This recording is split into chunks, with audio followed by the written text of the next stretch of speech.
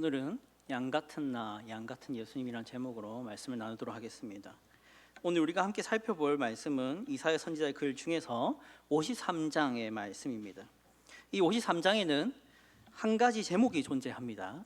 어떤 제목이냐면 고난받은 하나님의 종이라는 제목이 이 53장의 제목입니다. 여기서 이사야 선지자는 장차 하나님이 세우실 한 종에 대한 예언이 담겨 있습니다. 그리고 그 종이 고난을 받을 것이라는 예언을 하고 그 고난을 구체적으로 어떤 고난을 당할지 묘사를 하고 있는데요, 이것은 오실 메시아에 대한 예언으로서 누가 보더라도 고난받는 이 종이 우리가 보고 있는 신약 성경에 기록된 한 분, 누구시죠?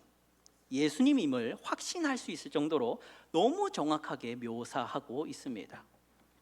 이 시간에는 예수님의 고난에 대해 묘사된 53장 말씀 중에서 6절과 7절만을 따로 떼서 읽고 묵상하고자 합니다.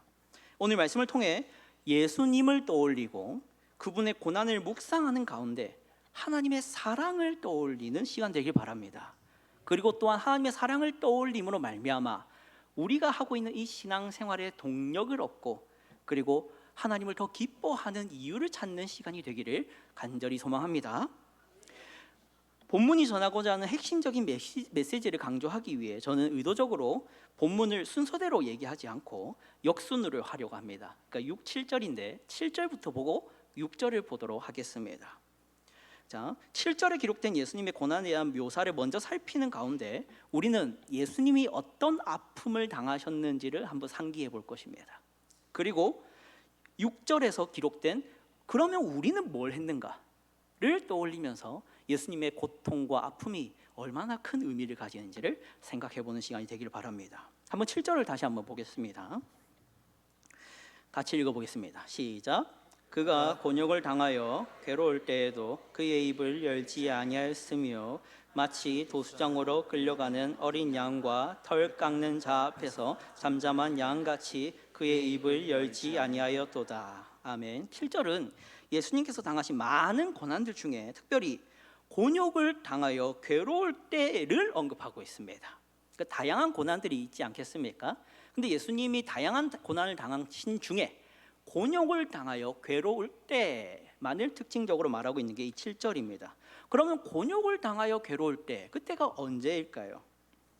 여기 곤욕이라고 쓰인 이 단어는 강제로 가두는, 손발을 묶는, 그래서 이동을 불가능하게 만드는 것을 곤욕의 의미를 가집니다. 그래서 이 곤욕을 당할 때가 언제겠습니까? 예수님이 가룟 유다에 의해서 팔려서 군인들이 와서 잡았지 않습니까? 그때 이제 손발을 묶었을 것이고 그를 끌고 갔을 것입니다. 바로 그때를 여기 곤욕이라고 말합니다. 그런데 이 곤욕을 당하셔서 어떻게 됐다 합니까? 괴로우셨다라고 말하고 있는 그때입니다. 이때 예수님은 제자에게 배반당했을 뿐만 아니라 제사장이 보낸 군인들에 의해서 붙잡히셨습니다. 그리고 그 붙잡히신 때는 아침도 아니고 점심도 아니고 언제입니까? 밤이셨습니다. 왜냐하면 예수님은 제자들과 마지막 만찬을 드신 후에 기도하러 감람산에 올라가셨을 때 가룟 유다의 배반으로 인해서 잡히셨지 않습니까? 그때가 밤입니다. 그러면 밤에 잡히셨으면 예수님이 끌려가신 내내는 언제였겠습니까? 밤 다음에 새벽. 예수님은 밤부터 새벽까지 곤욕을 당하시고 괴로우셨습니다. 지금 7절은 그 이야기를 하고 있는 것이죠. 그럼 예수님이 대접받아서 끌려갔겠습니까? 그렇지 않습니다. 예수님은 죄인의 취급을 당하시면서 끌려가셨을 겁니다. 군인들은 아마 예수님을 발로 차거나 밀쳤을 겁니다. 예수님의 발걸음이 느리다고 그분을 잡아챘을 수도 있습니다. 그리고 그 와중에 예수님은 넘어지셨을 수도 있겠죠. 바로 그러한 예수님의 곤욕, 그것이 바로 7절에서 말하는 그분의 괴로움입니다. 그런데 이 7절에서는 또 다른 면의 예수님의 고통도 얘기를 하는데요, 그것은 예수님이 도수장으로 끌려가는 양의 처지였다라는 것입니다. 7절을 다시 한번 띄워주시면, 마치 도수장으로 끌려가는 어린 양. 예수님은 도수장에 끌려가던 처지였습니다. 여기 말하는 이 도수장은 우리가 이해할 만한 표현으로는 도살장이 정확합니다. 도살장이 뭐 하는 곳입니까? 이제 양이라면, 소라면 이제 죽는 장소, 죽어야 될 장소가 도살장입니다. 그래서 예수님이 도살장에 끌려가는 처지였다는 것은 이제 예수님이 자신을 죽이려는 이들 가운데 서게 된다라는 것입니다. 예수님은 지금 끌려가시는 게 살아있을 수 있는 장소로 가는 게 아니라 죽을 수밖에 없는 장소로 가는 처지였다는 것입니다. 그것이 바로 도수장에 끌려가는 양 같은 예수님이신 것이죠. 이곳은 대제사장이 있었던 장소이며 후에는 빌라도가 있는 장소이기도 합니다. 대제사장은 거기서 무엇을 합니까? 예수님을 십자가형을 언도하기 위한 죄들을 찾아내고자 최선을 다하는 장소입니다. 또한 이 장소는 빌라도가 회중 앞에 예수님을 세워놓고 이 예수를 죽일지 말지를 의논하는 장소입니다. 이게 바로 도살장에 끌려가는 우리 예수님의 처지셨습니다. 또한 예수님은 어떤 처지셨냐? 털을 깎는 자 앞에 있는 처지시기도 합니다. 예수님께서는 실로 털 깎는 자 앞에 서시게 됩니다. 어떻게 서십니까? 군인들이 예수님의 옷을 벗겨냅니다. 그리고 그 옷으로 자기들이 제비 뽑아 누가 가질지를 논합니다. 그럼 예수님은 어떻게 되셨습니까? 옷이 벗겨지면 예수님은 어떻게 되십니까? 맨몸이 되시죠. 우리 예수님은 실로 모든 것이 벗겨지셨습니다. 자신의 모든 것을 빼앗아가는 이들 앞에 서게 되었기 때문입니다. 그리고 예수님은 단순히 옷이 벗겨지신 것으로 끝이 아니셨습니다.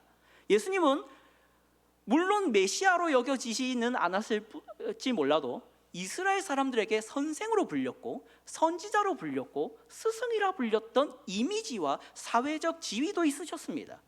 그런데 이제 예수님은 옷이 벗겨지시고 죄인으로 여겨지셔서 사람들 앞에 던져지셨습니다. 실로 우리 예수님은 그 털이 다 벗겨지시는 상태가 되셨습니다. 바로 이처럼 예수님은 도살장에 끌려가는 어린 양이요 털 깎는 자 앞에 서게 되는 양이 되셨습니다. 그리고 그때 예수님은 곤욕을 당하셔서 괴로우셨답니다. 이게 바로 우리 예수님에 대한 이사야 선지자의 예언입니다. 그러나 본문의 목적이 정말 예수님은 이토록 고난을 당하셨고 아프셨습니다. 그러니 여러분 이 아픔에 대해서 공감하십시오. 이런 것이 목적이냐 했을 때 그것은 아닙니다. 예수님의 고난과 고통과 아픔과 처지를 얘기하는 이유는 단순히 우리에게 예수님이 당하신 고통을 보여주면서 슬퍼하길 바라고 그것에 대해서 공감하면서 애정을 느끼게 만들려는 목적이 아닙니다. 예수님은 단순히 고통당하고 자신의 죄 때문에 아픔을 당하시고 있는 것이 아닙니다. 예수님이 고통당하는 이유가 있고 예수님이 고난당하시는 이유가 있고 예수님이 도살장에 끌려가는 이유가 있다는 것입니다. 실제로 자세하게 한번 다시 보시면 이런 표현이 있습니다. 그가 곤욕을 당하여 괴로울 때에도 그의 입을 열지 아니하였으며 마치 도수장으로 끌려가는 어린 양과 털 깎는 자 앞에서 잠잠한 양같이 그의 입을 열지 아니하였도다. 아멘. 본문은 단순히 예수님이 고난당하셨다 그러니 우리 슬퍼하자가 아니라 예수님은 그 고난을 이렇게 감당하셨다. 이것이 본문의 목적입니다. 어떻게 감당하셨습니까? 입을 열지 아니하였으며 도수장으로 끌려가는 어린 양과 털깡자 앞에서 잠잠한 양같이 그의 입을 열지 아니하였도다입니다. 그러니까 이것은 예수님이 군인들의 손에 잡히실 적에 반항하지 않았고 사람들이 자신의 죄를 드러내고자 할 때 변명하지 않았다는 것입니다. 자신을 희롱하고 모욕하는 말에 화를 내지 않았고 반항하지 않거나 무력으로 대응하는 모습이 없었다라는 것입니다. 그분은 잠잠히 조용히 자신이 죄인으로 여겨지도록 내버려 두셨습니다. 여기까지만 얘기하고 우리가 함께 주의해야 할 것 한 가지만을 언급드리고자 합니다. 보통 세상의 윤리에서도 입을 여는 사람보다 입을 닫는 것이 더 미덕 있는 모습으로 여겨집니다. 다 그렇지는 않지만 대체로는 그렇다는 건데요. 특히 싸우고 논쟁할 때 절대 흥분하지 않고 진중하게 말할 줄 아는 사람은 존경스러운 사람으로 여겨지지 않습니까? 반면에 싸울 때마다 흥분자라고 말이 많고 일일이 반응하여 큰 소리치는 사람은 한심하게 보이기 마련입니다. 왜냐하면 전자의 경우가 갈등을 잘 해결하지 후자의 경우가 갈등을 잘 해결하지 않기 때문이죠. 저보다 인생의 경험이 많으신 여러분 성도님들께서는 더 잘 아실 겁니다. 적대적인 상대에게 적대적인 태도로 나가는 것은 감정이 더 이렇게 크게 일어나지 문제를 해결하기가 어렵습니다. 그러나 예수님을 볼 때 우리가 이런 수준에서 그분의 아름다움을 발견하려 해서는 부족합니다. 그러니까 예수님이 지금 자신을 죽이려고 하고 자신을 끌고 다니며 자신을 희롱하고 모욕하고 자신의 옷을 다 벗겨버리며 자신에게 수치를 주고 부끄러움을 주고 있는 이들에게 반응하지 않고 무대응으로 대응하시는 그 모습이 너무나도 교양 있고 도덕적이고 존경스러우니까 우리 이 예수님을 존경합시다. 이렇게 예수님의 아름다움을 발견하는 것은 부족합니다. 예수님의 아름다움은 그보다 월등합니다. 예수님이 당하신 고난에 담긴 의미는 단순히 그분이 인내심이 많다, 참을성이 많다라는 것을 보는 것 이상의 의미가 담겨져 있습니다.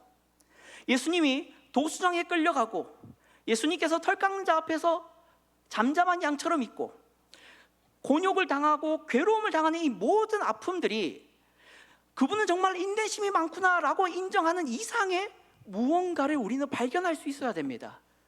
그리고 그러한 발견은 분명 우리를 감격하게 만들 것입니다. 어떤 신앙인들은 기독교 신앙인들입니다. 어떤 신앙인들은 예수님을 그저 도덕적으로 뛰어난 분, 성인군자 같은 분, 교양 있는 분, 윤리적인 분, 그러니 내가 이분에게 좀 배우면 좋겠다 하는 차원에서 기독교 신앙을 추구하는 사람들도 있다고 합니다. 하지만 우리는 그렇지 않지 않습니까? 우리 예수님이 단순히 나보다 도덕적이고 나보다 윤리적이고 나보다 인내심이 많고 참을성이 많고 자기를 때리고 모욕하고 자신에게 살해의 위협을 하는 이들에게 온화하게 대했다고 해서 우리가 예수님을 존경하고 예수님을 사랑하게 된 것이 아니지 않습니까? 우리가 예수님을 사랑하게 된 데는 그보다 더 깊은 의미가 있었지 않습니까? 그것을 오늘 생각해 봐야겠습니다. 그 이유를 우리는 알기 위해 6절의 말씀을 이제 함께 살펴보겠습니다. 6절 말씀입니다. 함께 읽어보겠습니다. 시작. 우리는 다 양 같아서 그릇 행하여 각기 제 길로 갔거늘 여호와께서는 우리 모두의 죄악을 그에게 담당시키셨도다. 아멘.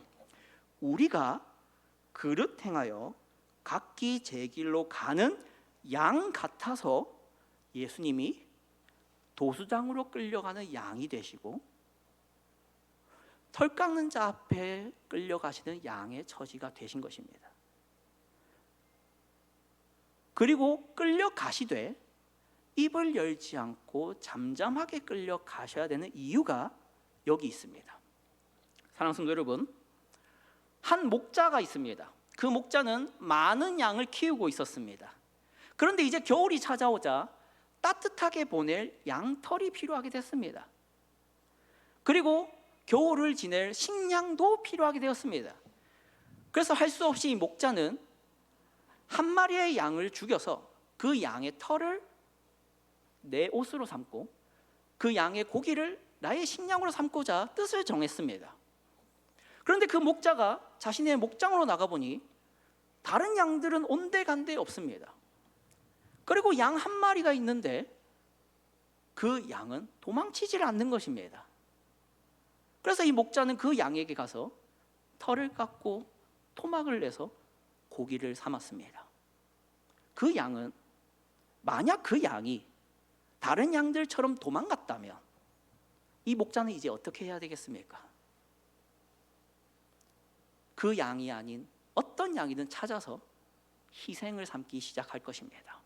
사랑하는 성도 여러분, 예수님이 입을 다무셔야 되는 이유, 예수님이 도수장으로 끌려가면서도 잠잠하셔야 됐던 이유, 털 깎는 자 앞에서 가만히 계실 수밖에 없었던 이유, 변명할 게 없어서 그렇습니까?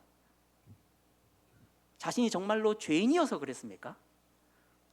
정말로 본인이 잘못한 게 많아서 죄인으로 취급받기 합당해서 법정에서 아무 말도 없으셨던 것입니까?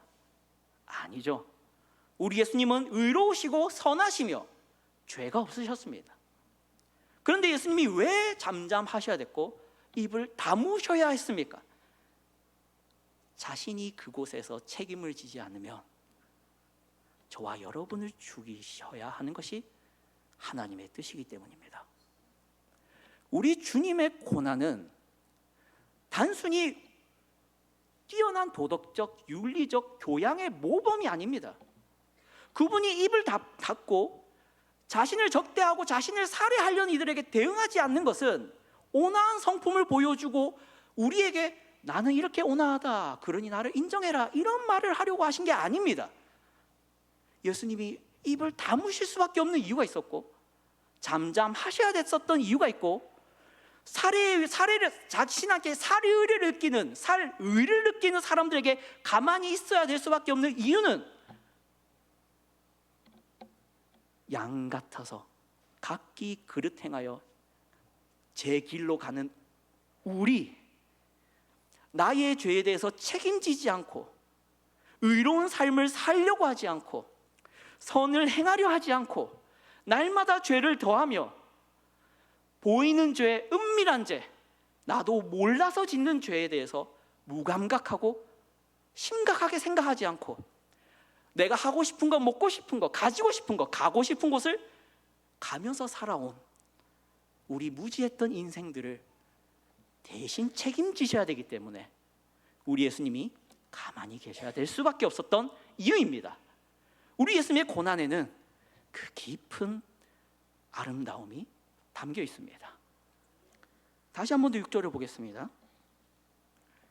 함께 읽어보죠. 시작. 우리는 다 양 같아서 그릇 행하여 각기 제 길로 갔거늘 여호와께서는 우리 모두의 죄악을 그에게 담당시키셨도다. 아멘. 우리 예수님이 양 같아지실 수밖에 없는 이유가 우리가 양 같기 때문입니다. 우리는 시야가 어둡습니다. 무엇이 바른 길인지 무엇이 그른 길인지조차 모릅니다. 또한 알더라도 그 길로 가기 싫어합니다. 우리는 무엇이 그리스도를 닮는 삶인지 압니다. 우리는 무엇이 정답인 줄 알고 무엇이 하나님이 원하시는 뜻인지 압니다. 중요한 것은 그렇게 안 살고자 하는 우리 마음의 욕심들이죠. 그런데 그런 우리 때문에 우리 예수님은 양이 되시고 있는 겁니다. 바로 이러한 예수님의 아름다움을, 이러한 예수님의 사랑을 깨닫고 경험함으로 신앙이 날마다 더 열정이 일어나고 하나님을 향한 열심히 꺼지지 않는 불길이 되기를 소망합니다. 기도하겠습니다. 하나님 아버지,